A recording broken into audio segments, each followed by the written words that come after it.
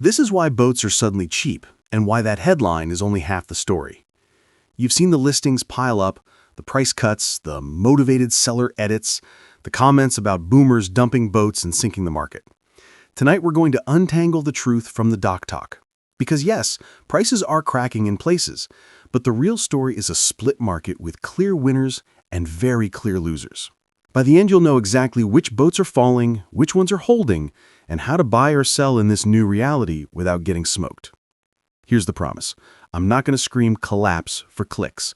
I'm going to show you how a generational handoff, a post-pandemic cool-down, and a brutal insurance reset are reshaping the sailboat world. If straight no-hype analysis helps you make smarter moves, hit subscribe now so you don't miss the follow-ups on timing, negotiation, and insurance workarounds.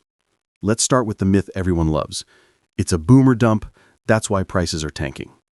Directionally, true. Factually, it's a lot more specific.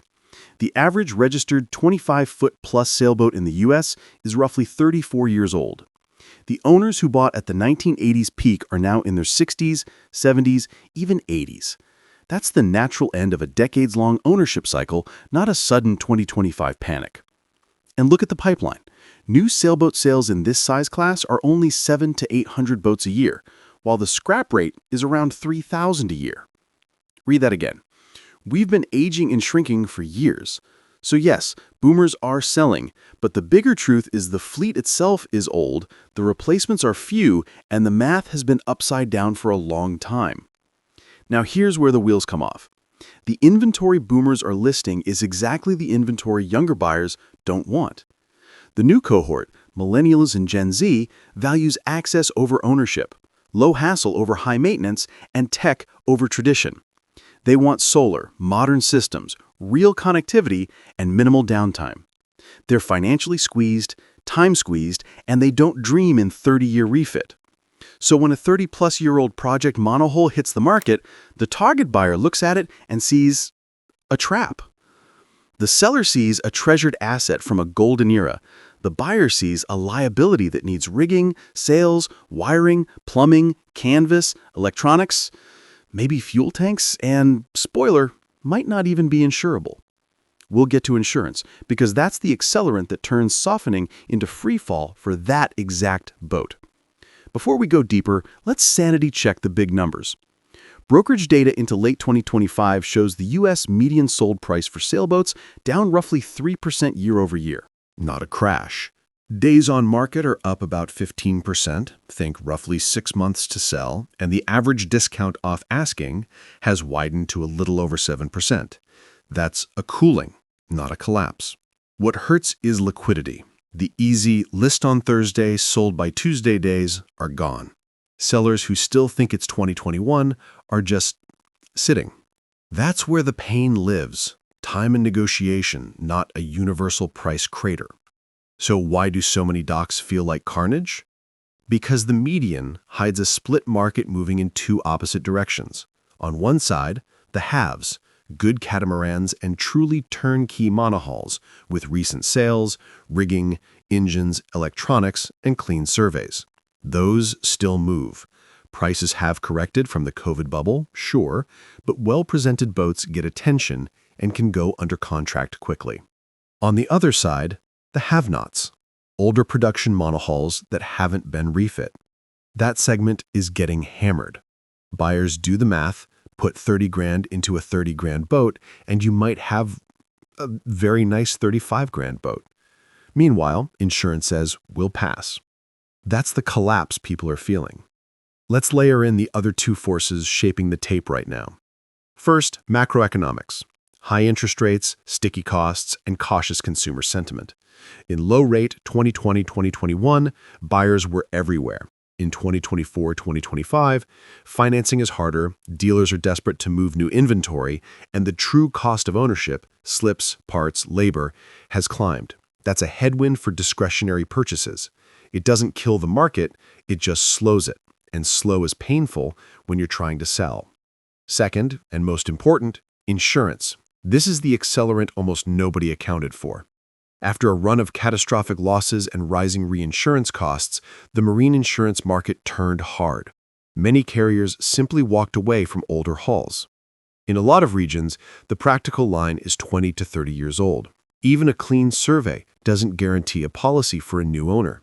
And grandfathered coverage, where an existing owner keeps a policy but a buyer can't get the same policy on the same boat, is now common. No hull insurance means no loan. No liability policy means no marina slip. No policy and no slip means your pool of buyers shrinks to cash-only, private moorage unicorns. That's not a market, that's a fire sale. And in hurricane-exposed areas, the named storm deductibles now make even insurable boats feel riskier. The end result is simple. A whole class of aging, project boats just became unfinanceable, undockable, and therefore unsellable at normal values. Let's make this real with a quick story. A buyer finds a late 80s cruiser that looks great on paper. The survey is stellar, the price is fair. But 3 carriers say no because of the boat's age. The seller's current insurer says, "We'll keep them covered, but we won't write a new policy for you."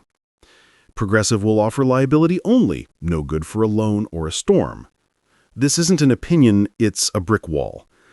The boat transitions overnight from a nice family cruiser to something only a cash buyer with a private yard and a high-risk tolerance can touch. Value collapses. That's how boomers are dumping boats transforms from a meme into a measurable price hole for that exact segment. Meanwhile, the other half of the market tells a different story. Catamarans remain sticky because they serve 2 big buyers, charter operators and comfort-first private crews. Corrected from the bubble? Yes. Dead? Not close. A good cat lists and often goes under contract within weeks. Not all of them, and not at peak money, but the buyer exists. And then there's the turnkey monohull premium. Boats with up-to-date rigging, recent sales, clean engines, modern power systems, maybe a solar arch and real lithium. Those command attention and sell at a premium because they remove the one thing today's buyer won't tolerate: hassle.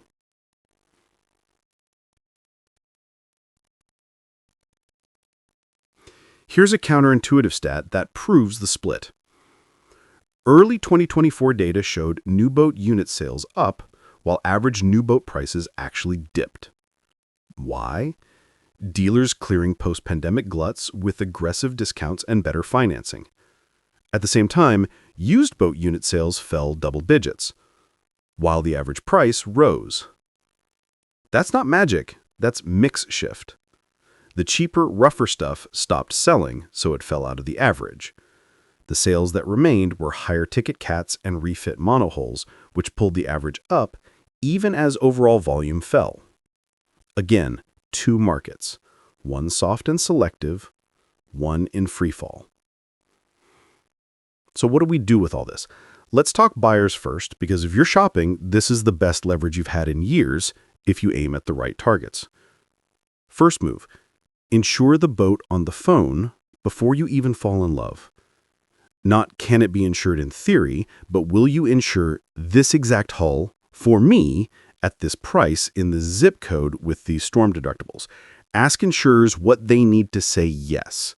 Rigging age, survey scope, electrical upgrades, seacaught count, keel bolts, through holes, fuel systems. Get that checklist, then shop to the checklist.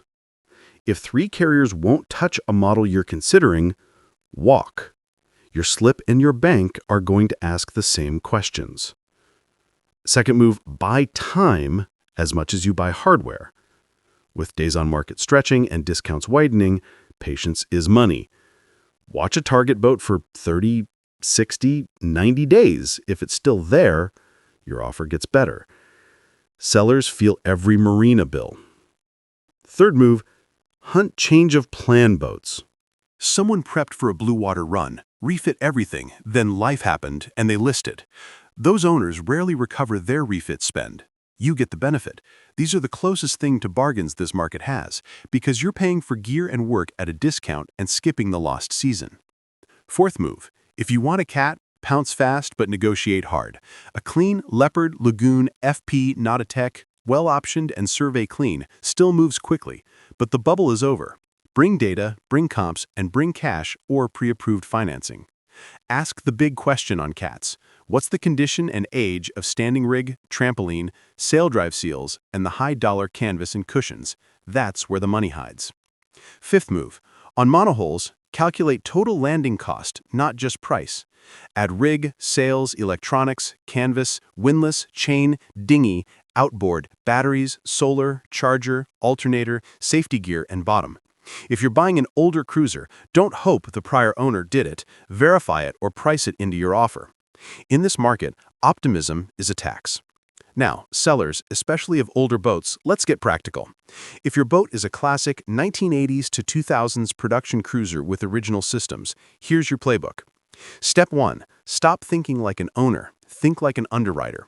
What would an insurer need to see to say yes to a new policy? Rig age and documentation, a proper out-of-water survey with moisture and structure, updated shore power and DC protection, hoses and seacocks that meet current standards. If you can bring 2 or 3 of those high-risk items current and document them, you convert no into maybe and maybe into yes. A buyer who can get insurance becomes a buyer who can get a loan and a slip. That's real value.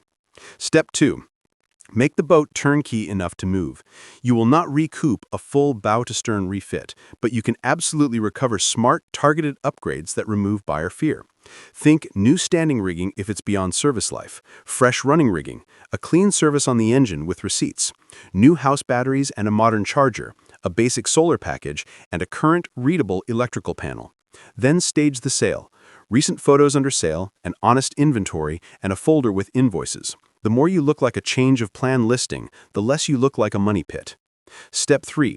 Price for 2025, not 2021. Watch your local comps. Watch days on market. If you want activity, you must lead the market down, not chase it. Remember, a 6-month wait plus another 6 months of slip, insurance, and surprise bills can erase the extra $5,000 you thought you'd hold out for. Step 4. Have a plan B. If insurance flat out kills your value where you are, consider selling where carriers are friendlier, or shift to donation, auction, or parts. It's not romantic. It might be rational. A clean exit at scrap floor value can beat a year of bills and a slow slide. Let's zoom back out to the bigger where it's going picture, because this isn't one market anymore. It's 3. Market 1 is the growth market, access instead of ownership.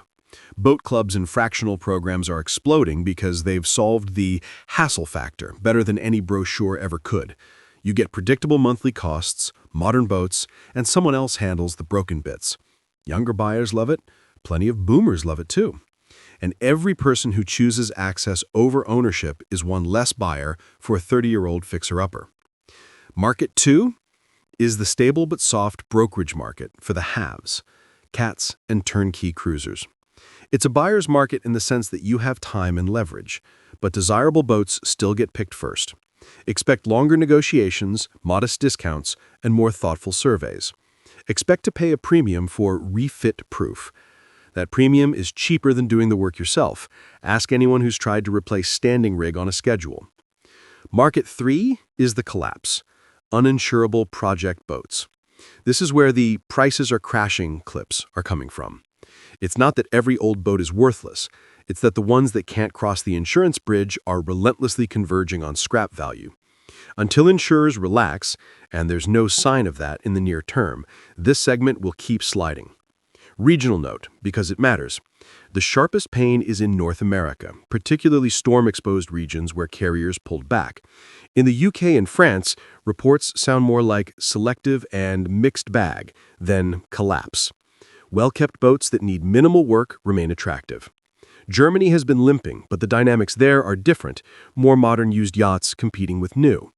The common thread across all these places is selectivity.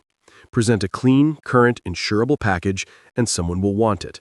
Present a museum piece with a to-do list, and your buyer pool is close to zero. Okay, practical checklist time. If you're buying in this market, here's a quick 5-call sequence that saves you months. 1. Call 2 insurers first and get a yes-no for your target model and year. 2. Call the marina where you'd keep it and confirm liability requirements and hurricane plan expectations. 3. Call a local rigger and get ballpark pricing for standing rig and a timeline. 4. Call a surveyor and lock dates. Good surveyors are busy again. 5. Call the seller and request receipts and ages for rig, sails, batteries, standing safety iders, and any osmosis work. If those 5 calls don't line up, don't waste a weekend on a boat you can't own. If you're selling, run the same sequence in reverse. Talk to an insurer about what would make your boat a yes for a new owner. Talk to a rigger about updating the single scariest item. Talk to your marina about transfer requirements. Talk to a surveyor about a pre-listing survey to get ahead of surprises. Then package that work and price accordingly. In 2025, the best marketing is an invoice. Where does this go next? Rates will eventually ease, which helps financing. Dealer gluts will clear, which removes downward pressure from brand new boats with giant rebates. But the insurance reset isn't likely to snap back quickly. Those actuarial tables don't forget storms. The demographic handoff doesn't reverse either. The fleet stays old for years because new deliveries are so low. Which means this split market is the new normal for a while. The wrong boats will keep getting cheaper. The right boats, clean, current, insurable, will keep finding homes.